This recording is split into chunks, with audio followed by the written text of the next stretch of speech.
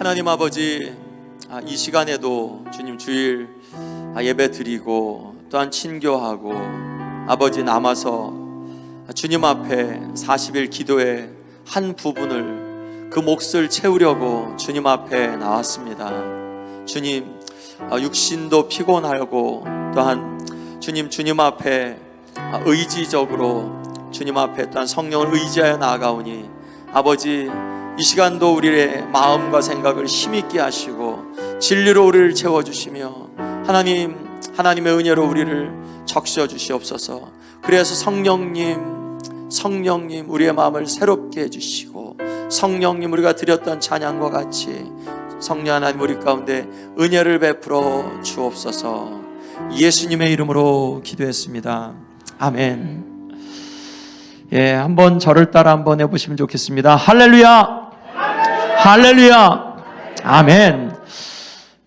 우리가 제 개인적으로도 할렐루야를 힘있게 부를 때 이 할렐루야라는 이 고백이 영적인 그런 고백인 것, 하나님의 백성들의 고백인 것을 자주 느낍니다. 왜냐하면 힘이 없을 때, 육신의 힘 혹은 영의 힘이 없을 때 할렐루야 하나님, 내 하나님을 찬양하고 할렐루야 살아계신 하나님을 내가 높이고 하나님, 내가 존재하는 목적이 할렐루야 하나님 때문입니다 라는 그런 고백이 할렐루야 안에 있기 때문에 그렇습니다. 할렐루야! 아멘. 아멘. 우리 오늘 말씀을 함께 읽으면서 나가겠습니다. 요한계시록 1장 11절부터 12절 그리고 20절 이렇게 세 구절 말씀을 함께 같이 읽겠습니다. 우리 말씀을 먼저 11절부터 12절 말씀을 같이 읽겠습니다. 함께 읽습니다. 이르되 네가 보는 것을 두루마리에 써서 에베소, 서머나, 버가모, 두아디라, 사데, 빌라델비아, 라오디게아 등 7 교회에 보내라 하시기로 몸을 돌이켜 나에게 말한 음성을 알아보려고 돌이킬 때에 7 금촛대를 보았는데, 아멘. 20절입니다. 네가 본 것은 내 오른손의 7 별의 비밀과 또 7 금촛대라. 7 별은 7 교회의 사자요 7 촛대는 7 교회니라. 아멘. 우선 오늘 말씀 이렇게 보면서 요한계시록은 교회에 주시는 말씀입니다. 보면 이게 개인적으로 어떤 사람 혹은 이렇게 신령한 비전을 많이 보고 환상을 많이 본 선지자들에게만 주신 게 아니라 이건 일반 우리 교회 같은 일반 교회 교인들에게 주신 말씀입니다. 보면 11절 말씀에 보면 요한에게 너는 이 두루마리에 네가 보는 것을 써라. 그래서 어디로 보내냐면 7 교회에 보내라. 7 교회 한번 읽어볼까요? 시작. 에베소, 서머나, 버가모, 두아디라, 사데, 빌라델비아, 라오디게아.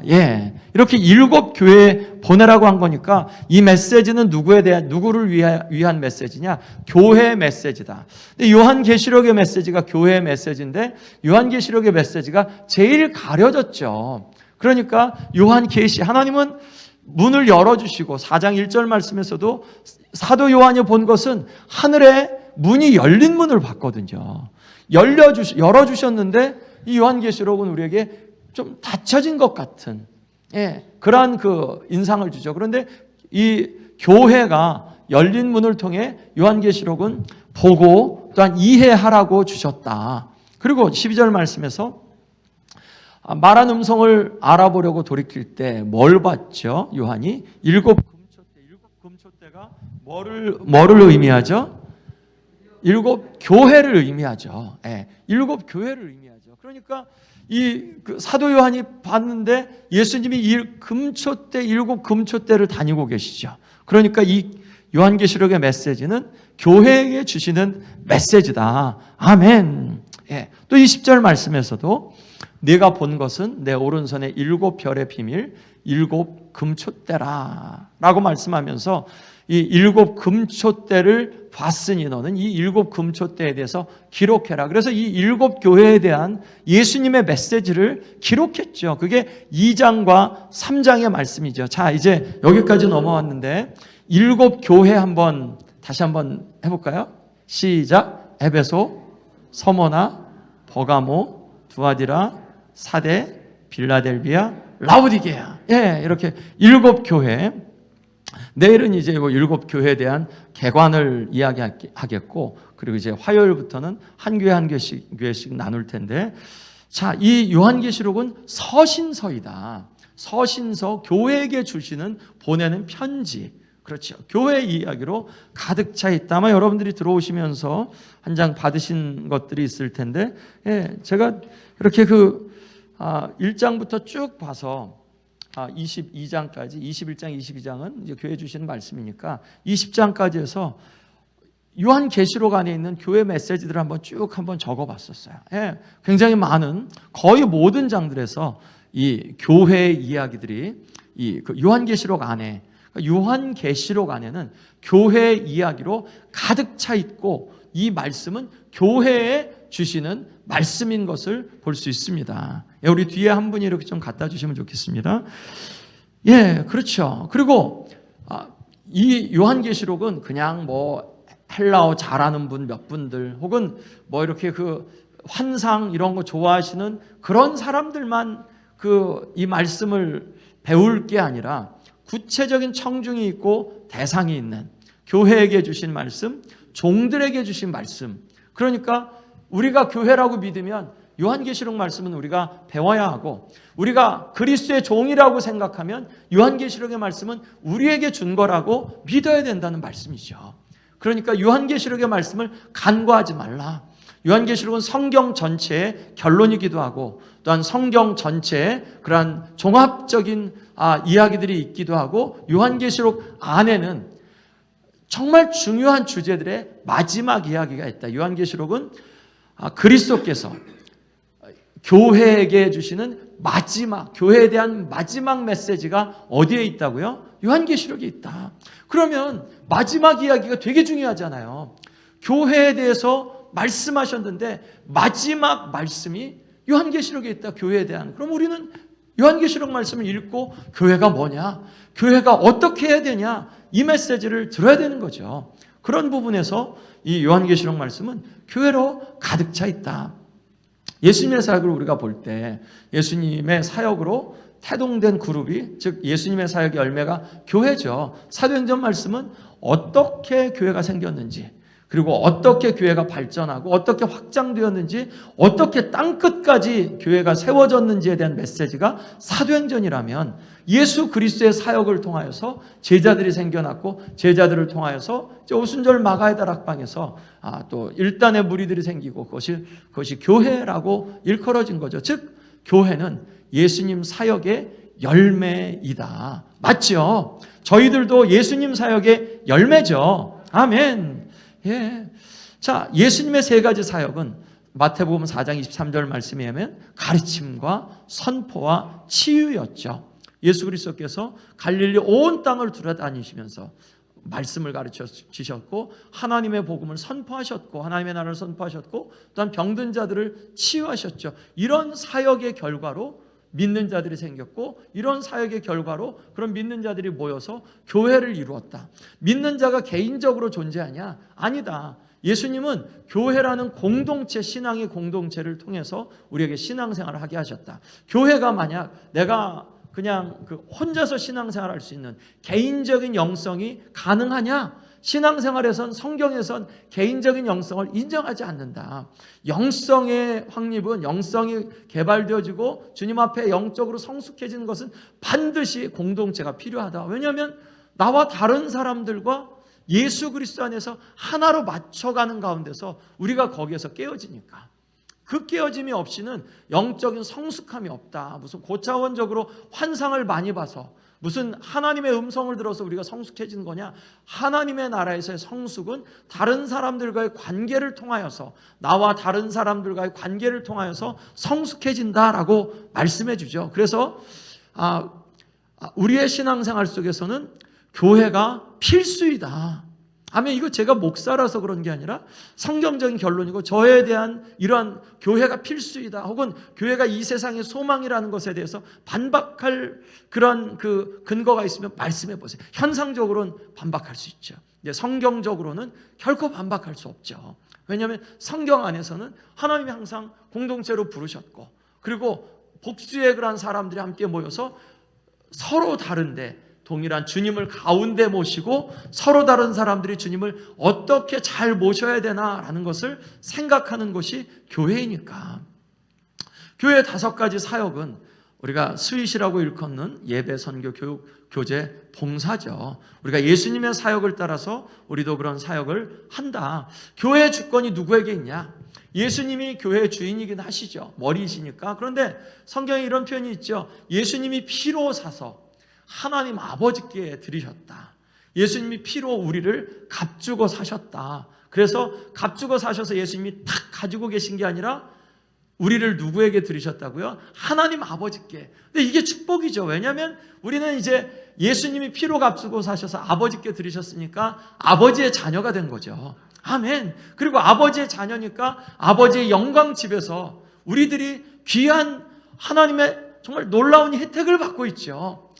교회의 주권은 누구에게 있냐? 하나님께 있다. 하나님께 있고 하나님은 이 주권을 누구에게 주셨느냐? 예수님에게 또 주셨다. 그래서 땅 위에 있는 것이나 땅 아래에 있는 것이나 또한 땅에 있는 것이나 모든 무릎이 예수의 이름에 꿇게 하셨다. 아멘. 교회의 주권은 예수님에게 있는데 사실은 예수님이 피로 값주셔서 아버지께 드렸는데 아버지께서 이제 예수님에게 다시 양도해 주셨다. 주권은 하나님께 있다. 목사도 아니고 또 혹은 교회에 오래 계신 분도 아니고 교회에서 제일 많이 봉사하시는 분의 것도 아니죠. 교회의 주권은 하나님께. 아멘. 그래서 신앙생활 제일 잘하시는 분들은 예수님 주변에 같이 이렇게 모여 있고 예수님께만 집중하지 않고 예수님께 집중하고 있기 때문에 옆에 있는 사람들에게 함께 손을 내미는 사람들이 신앙생활 잘하는 사람들이죠. 성숙한 분들입니다. 교회는 주님에 대한 자발적인 순종을 약속한 사람들이 모인 곳이죠. 강제할 수 있나요? 이렇게 하십시오 해도 내가 안 하면 그만이잖아요. 교회에서 그거 가지고 처벌할 수는 없잖아요. 교회는 자발적인 순종을 약속한 사람들. 그런데 우리가 주님이 나를 구원하셨다고 하는데 주님이 정말 큰 은혜를 주셨다고 하는데 그런데 주님 앞에 부스러기만 드리면 그러면 그거 고백이 너무 아닌 고백이잖아요. 우리가 주님 앞에 큰 구원을 얻었다라고 하면 주님 앞에 정말 큰 마음을 드리는 것이 그게 합당한 모습이니까 그 마음으로 나아가려고 자발적으로 헌신하는 분들이 바로 교회의 교인들이다. 아멘. 그러니까 이것은 누가 강제하지 않아도 주님 앞에 우리가 주님의 은혜 모르는 거 아니니까 주님 앞에 자발적으로 순종을 약속한 사람들이 모인 곳. 그래서 주님, 우리의 주권이 주님에게 있습니다. 그리고 우리를 주님이 사주셔서 우리의 운명이 바뀌어서 감사합니다. 아멘. 저와 여러분들의 운명이 바뀌어진 것을 인하여 감사합니다. 아멘. 그것을 믿는 사람들이 교회죠. 그리고 신랑이신 예수님의 신부, 그리고 승리하신 예수님을 통해 구원받아 하나님과 영원히 함께 살 운명을 가진 존재들이 교회다. 요한계시록 안에 이런 모습이 정말 많이 나오죠. 다양한 이미지들이 굉장히 많이 나오죠. 그런데 지금 현재적인 교회는 도전이 있다. 전쟁 중이다. 그렇죠. 교회는 지금 전쟁 중입니다. 누구와 전쟁하냐? 공중권세 잡은 사탄이 대적하고 교회를 무너뜨리려 한다. 요한계시록 당시에도 적이 있었죠. 바깥으로 현실적으로 바깥에서는 황제 숭배해라. 안 하면 경제적인 그런 물리적인 적의를 가하겠다.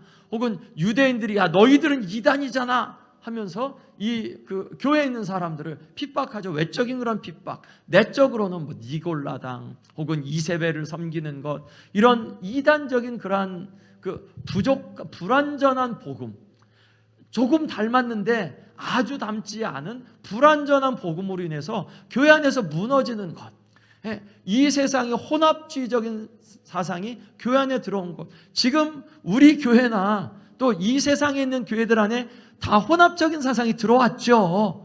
이런 것들을 분별하면서 우리가 깨어 있어야 되는 거죠. 다 들어왔어요. 우리 교회도 많이 있습니다. 자주 듣는 이야기들 속에 성경에 근거하지 않는 이야기들 진짜 우리 많이 합니다. 교회 안에서. 교회는 이래야 돼 하는데 성경적인 근거 없는, 그거는 혼합주의적인 생각이에요.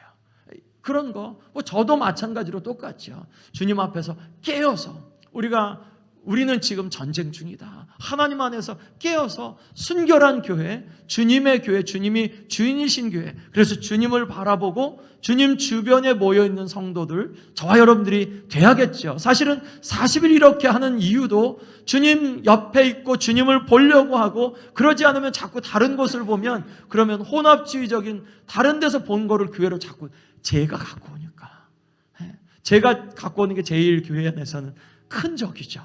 경계해야 되는 거죠. 왜냐하면 말을 교회 안에서 제일 많이 하니까. 그러니까 제가 세상에 혼합된 거를 갖고 오지 않아야 되는 거죠. 그리고 여러분들도 세상에 들은 것들, 세상에 옳다고 생각하는 게 그게 주님이 보실 때 옳은 것도 있어요.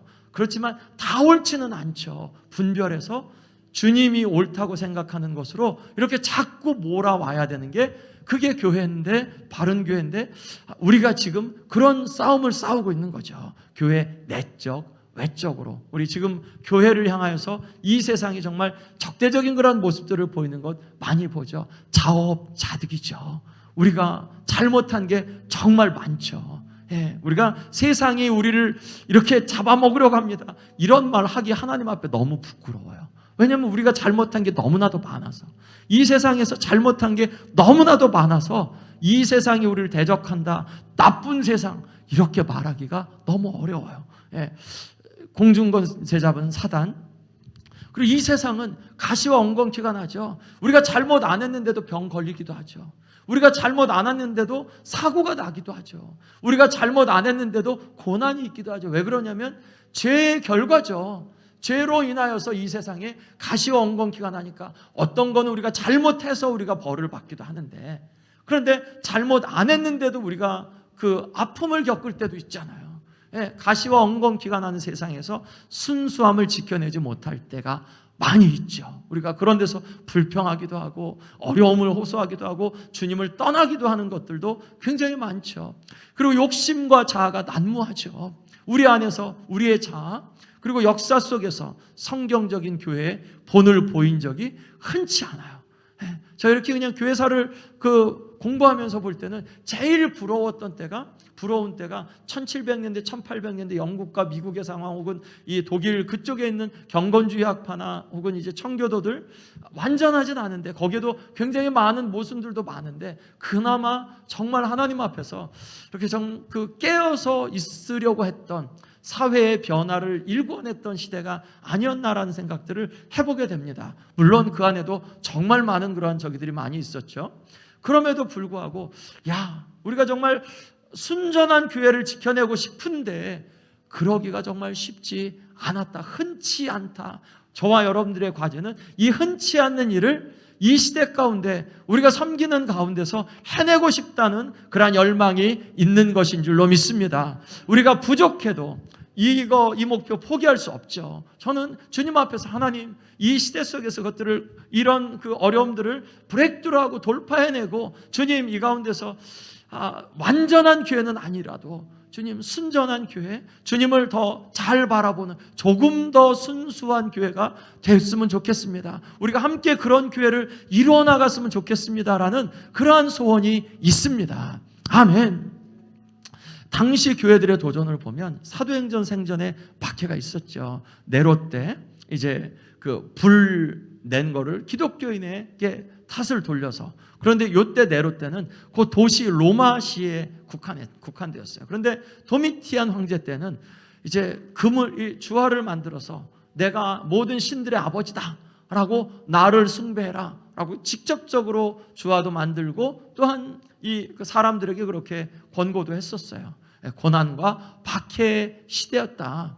당시 교회 네로와 도미티안 시대의 박해를 이렇게 보면, 네로 때는 로마시에 국한되었지만 도미티안 때는 로마 제국 전역으로 화재로 인해서 황제 숭배 거부하는 것 때문에 도미티안 때는 왜 황제 숭배 안 하냐라고 이제 그렇게 강제했고요.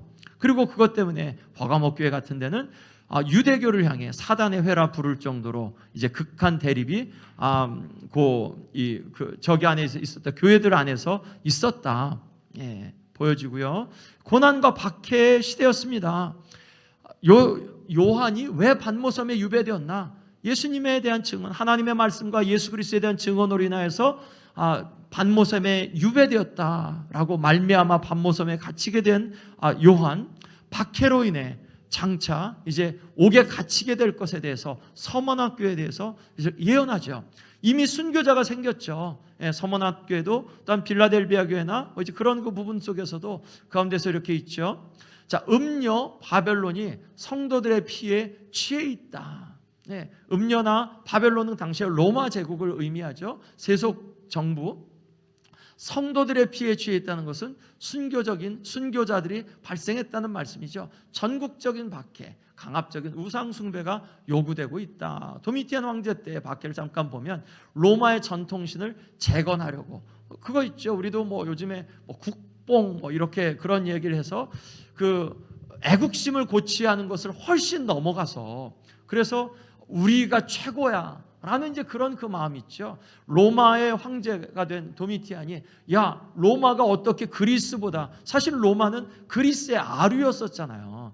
신들도 다 그리스 신화를 로마 신화로 바꾼 거고, 당시의 그 언어는 헬라 언어가 공식 언어였고, 사실은 당시에 이렇게 지식인들도 그리스 사람들이었잖아요. 로마 사람들은 아류작이었거든요. 그런데 로마가 이제 황제들이 여러 나고 나니까 이 도미티안이, 야, 우리가 어떻게 그리스의 아류냐, 우리가 원조다 라는 거를 이렇게 강조하려고 로마의 전통신을 재건하려고 했고, 스스로 자신을 신으로 선포하고 자신의 형상에 경배하게 했다. 이런 일 충분히 있을 수 있잖아요. 우리가 더 그리스보다 앞서면 앞섰지라는 그러한 마음을 갖죠. 자신을 구주로 Savior이라고 부르게 했다. 기독교인이 로마신을 분노하게 하여 박해가 시작됐다.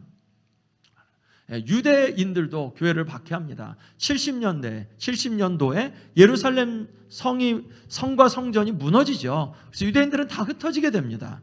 자, 기독교인 유대인의 특권을 누리는 것을 싫어하고, 이제 유대인들이 흩어졌을 때 로마 정부가 하도 이 유대인들이 유별나서, 그래서 유대인들의 율법 혹은 제사 이런 것들에 대해서 굉장히 관대한 정책을 했죠. 그런데 교회들도 유대인들이 누렸던 특권들을 누리게 되었어요. 같은 부류로 생각했으니까. 그런데 유대인들이 저들은 우리랑 다른데 라고 이렇게 하면서 유대인들이 그리스도인들을 싫어하고 박해를 했죠. 얌리아 회의 85년, 이때 이제 구약의 정경 39권이 정경이 이제 확정됐는데, 그때 이 기독교 예수님을 따르는 교회의 그러한 무리들을 이단으로 정죄하게 됩니다. 공식적으로 이렇게 정죄했기 때문에 그 다음부터 유대인들은 이 교회를 핍박하는 것이 비일비재했습니다. 계시록에 담긴 메시지들을 이렇게 보면 교회에 주는 메시지죠.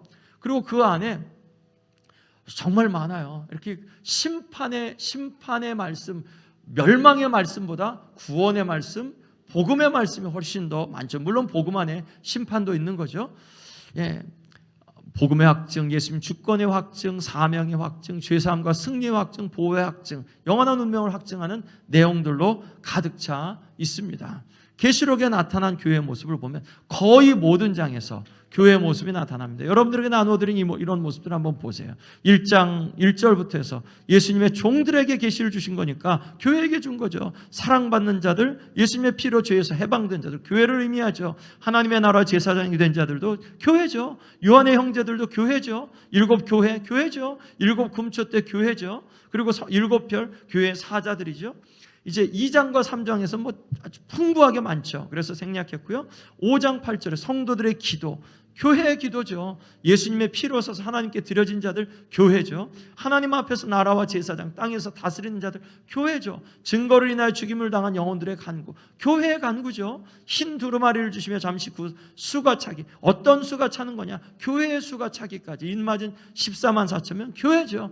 자, 이렇게 여기에 이렇게 좀 적지 않은 제가 10장, 11장 말씀도 9장 말씀도 이렇게 좀 적어놨는데, 그러니까 거의 빠지지 않고 이렇게 보면 한 4장 정도면, 4장은 하늘 위에서 찬양하는, 하나님을 찬양하는 건데, 제 이렇게 공식적인 그런 노트에서는 4장만 빼고는 요한계시록 1장부터 22장까지는 교회 이야기로 가득 찼다. 교회 이야기를 빼버리면 그러면 요한계시록에서 말이 안 된다. 그러니까 이 요한계시록은 누구에게 준 거냐? 교회에게 준 거다. 성도들에게 주신 거다. 그러니까 이 교회의 모습, 교회가 이 말씀을 받지 않으면 그러면 요한계시록의 말씀은 누구를 위한 거냐? 뭐 교회에 속하지 않은 어떤 한 개인에게 준 거냐? 혹은 환상을 잘 풀어내는 그런 그 사람에게 주신 거냐? 아니다. 이 말씀은 교회에게 주신 거다. 거의 모든 장에서 교회의 모습이 나타난다. 피로 사함을 받고 하나님의 보호를 받는 자들, 하나님을 찬양하고 기도하며 예수님과 통치할 자들, 정결하고 인내하며 증거하고 증거에 목숨을 거는 자들. 아멘. 교회는 예수 그리스도가 안 계시면 혼돈하고 공허합니다. 땅이 혼돈하며, 그렇죠, 공허하고, 그렇죠. 예수 그리스도가 교회에 계시지 않으면 교회는 혼돈하고 공허한데, 예수 그리스도께서 교회에 계실 때 교회에 질서가 잡혀지는 줄로 믿습니다. 아멘. 자, 그러면 또 여기서 한 걸음 더 나아가서 예수님이 질서를 잡아주시는데, 예수 그리스도께 힘있게 정렬된 사람들이 많으면 그 교회는 주님을 통하여서 질서가 더 잘 잡혀지죠. 그러니까 교회는 성숙한 그리스도인들이 많으면 그 교회에서 예수 그리스도 안에서 혼돈과 질서가 물러가고 질서가 더 잘 잡혀지는 줄로 믿습니다. 무질서가 있지 않고 혼돈이 있지 않고 주님 안에서 질서가 잡혀지는 건 예수님 때문에. 그런데 예수님을 가까이 하는 성도들이 많으면 그러면 우리의 교회는 예수님 안에서 질서가 세워지는 줄로 믿습니다. 아멘. 왜냐하면 교회의 중심은 예수님이니까.